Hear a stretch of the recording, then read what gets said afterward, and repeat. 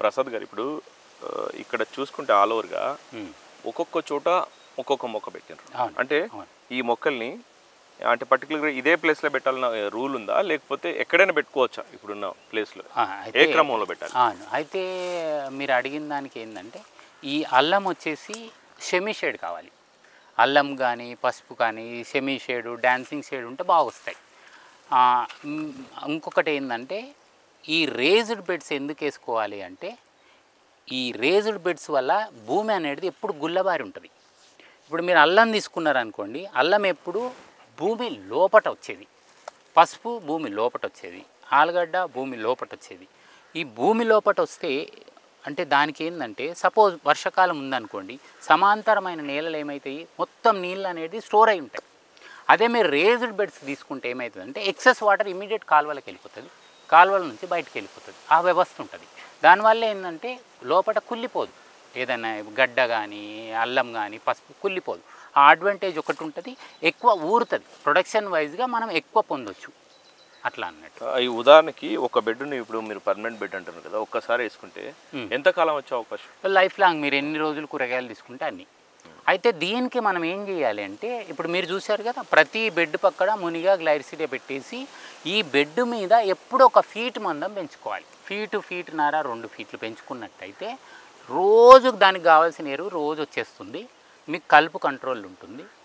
అడిషనల్గా ఎరువు పక్క నుంచి అడిషనల్గా పడుతూనే ఉంటుంది. దానివల్ల జీరో కాస్ట్. నేను అబ్సల్యూట్లీ 2 పొలాలు రూపాయి ఖర్చు పెట్టుకుంటా చేసే విధానం ఏంటంటే దీనివల్లనే ఇక్కడే ఎరువు ఇక్కడే సృష్టిస్తాం. ప్రతి బెడ్కు కావాల్సిన మొక్కలు పెడతాము, చాప్ అండ్ డ్రాప్. ఇప్పుడు నేను ఎరువును దూరం నుంచి మోసుకురావాలి, ఇక్కడ వేయాలి, ఎందుకు ఇక్కడే ఉంది, కట్ చేసిన బెడ్ మీద వేసేసిన, సింపుల్. అవును, మీరు అన్నట్టు ఇంకా ఈ పసుపు వాళ్ళం ఇట్లాంటి వాటికి వేరు కూడా మెత్తగా ఉంటుంది మట్టి, ప్లస్ వేరు కూడా లోపలికి వెళ్ళడం వల్ల ఎక్కువ గ్రోత్ అవ్వడానికి అవకాశం, ఎక్కువ ఊరుతుంది, గడ్డ ఊరుతుంది. అల్లం కానీ ఏదన్నా కానీ ఇక్కడ ఏదైనా నాణ్యమైనది తీయాలి, 100కు 100% ఒక నాణ్యమైన ఉత్పత్తి తీయాలనేది మన విలువ. అప్పుడు రేట్ వస్తుంది. ఎప్పుడైతే మనం నాణ్యమైనది మార్కెట్లో ఇస్తామో దానికి ఆటోమేటిక్గా రేట్ వస్తుంది. సపోజ్ మీరు 100 రూపాయలకు అమ్మేది నేను 500లకు కూడా అమ్మొచ్చు. ఇప్పుడు నా కష్టానికి నేను రేటు కట్టుకుంటా సార్, మీరు ఇంత అంత అంటే నాకు కావాల్సిన వాళ్ళు దానికి కావాల్సిన వాళ్ళు వస్తారు.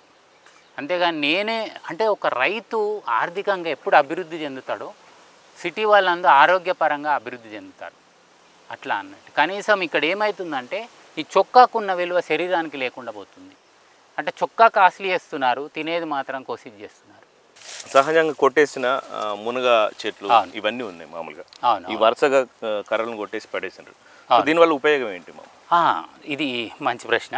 అయితే ఇప్పుడు మీకు ఎరువు కావాలి, సహజంగా వీటికి ఎరువు కావాలి, అరటికి ఎరువు కావాలి, కొబ్బరికి ఎరువు కావాలి. నేను అటవీ వ్యవసాయం అని ముందే చెప్పాను. అంటే రైతుకు భూమికి మధ్యన ఎవరు ఉండొద్దు. వ్యవసాయానికి ఎవరో వస్తారు ఏదో అంటారు, డబ్బులు ఖర్చు పెట్టాలి, అది పని చేయదు, ఏది అక్కర్లేదు. సహజంగా ఇక్కడ ఏమవుతుందంటే ఇవన్నీ భూమి నుంచి తీసుకుంటాయి, ఇవన్నీ భూమి నుంచి తీసుకుంటాయి, ఇవి భూమికి ఇస్తాం.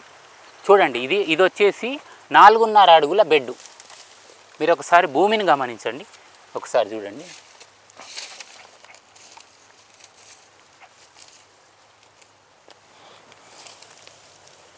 హ్యూమస్ ఎట్లుంటుంది భూమి, అనేక పోషకాలు నీళ్ళు. ఇది అయిపోక ముందుకే మళ్ళీ పడుతూనే ఉంటుంది. అంటే డైలీ డికంపోజ్ అవుతుంటుంది. ఇట్లా డైలీ ఎరువు. మరి అంటే ఇవి ఉంది కదా మునగ, ఈ కర్రలు ఉన్నాయి కదా, ఈ వీటి వల్ల ఉపయోగం ఏంటి?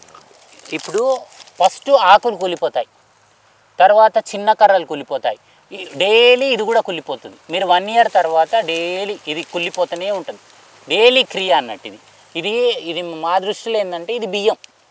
ఈ బ్యాక్టీరియా దీన్ని తినేసి అన్నంగా మార్చి ఆ మిగిలిన పంటలకు ఇస్తుంది అన్నట్టు. ఈ క్రియ రోజు నడుస్తుంది, ఒకే రోజు కాకుండా ఈ కర్ర కొంచెం కొంచెం కొంచెం కంపోస్ట్గా మారుతాం. అవునండి. సో దానివల్ల మొక్కలకి అవును సహజమైన ఎరువు. దీనివల్ల ఏమవుతుందంటే సపోజ్ చాలామంది ఏం చేస్తారంటే పచ్చి రొట్టె వేసేసి మళ్ళీ దున్నుతారు. ఎప్పుడైతే భూమి లోపలికి వెళ్తుందో అప్పుడు కార్బన్ డైఆక్సైడ్ రిలీజ్ అవుతుంది. అంటే ఓజోన్ పొర అవన్నీ. అంటే ప్రతిదీ నేను సూక్ష్మంగా ఆలోచించాల్సి వస్తుంది ఒక రైతు అన్నప్పుడు. ఎందుకంటే వాతావరణం కూడా రైతు చేతిలో చాలా ఉంటుంది. ఎందుకంటే గడ్డి తగలబెట్టడం ఒకటి, ఎరువులు వాడడము, మళ్ళీ స్ప్రేలు కొట్టడము, ప్రతిదీ కూడా ఇక్కడ ఏది అవసరం లేదండి, సింపుల్గా. సో మీరు పెంచిన ప్రతి మొక్కని ఈ విధంగా కట్ చేసి మళ్ళీ ఎరువు మళ్ళీ అంటే ఎక్కడికి పోకుండా దీంట్లోనే కంప్లీట్గా చేసుకోవచ్చు. ప్రతిదీ ఒక నెలకు ఎంత అండి, ఒక రోజులో దాదాపు 2 మళ్ళు చేసుకుంటాం. అంటే పెద్ద శ్రమ ఏమి ఉండదు, మీరు చూశారు కదా, జస్ట్ ఇట్లా చాప్ చేసుకుంటే భూమికి వేసుకుంటే వెళ్ళిపోవడం. ఈజీ అండి, వ్యవసాయము బాగా చేయాలి కానీ చాలా ఈజీ. ఇప్పుడు ఇంట్లో మనం ఇంకేందంటే, ఇప్పుడు ఇక్కడ పాయింట్ ఉంది కదా, ఇప్పుడు సపోజ్ ఇక్కడ పాయింట్ చూసినట్టయితే ఇక్కడ ఒక మిర్చి పెట్టేసాం చూడండి, ఫ్రీ ఆఫ్ కాస్ట్లో మనకు మిర్చి వస్తుంది అట్లా. ఇప్పుడు చాలామంది కలుపు గురించి ఇంకో విషయం ఏంటంటే, ఇక్కడ నేను కంప్లీట్ ఎంటీ చేసేస్తే డైరెక్ట్ బ్యాక్టీరియా దీన్ని తింటుంది. ఇది మీరు గమనించవచ్చు. ఇక్కడ మిర్చి కూడా ఉండడానికి కారణం ఏంటంటే, ఏ జీవికైనా దాని దగ్గర దొరికిన ఆహారాన్ని వదిలి మీదికి పోయి ఏది తినాలనుకోదు, దాని దగ్గర దొరికింది తినేస్తుంది, ఆ ప్రధాన పంటను వదిలేస్తుంది.